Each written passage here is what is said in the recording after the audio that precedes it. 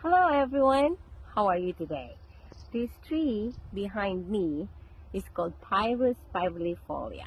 It has been called with a lot of names such as Korean pear, apple pear, Taiwanese pear, but the most common one is Asian pear. Asian pear is anti-obesity in British pronunciation, but since I'm in the US, it is an anti-obesity. Asian pear is anti-inflammatory and anti-cancer agent. It's like, and then it turns into slightly brown to dark yellowish color.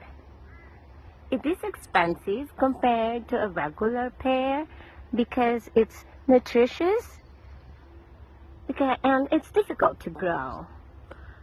But my grandma Yoko planted this long time ago. Kudos. The flower is similar, kind of similar to an apple tree.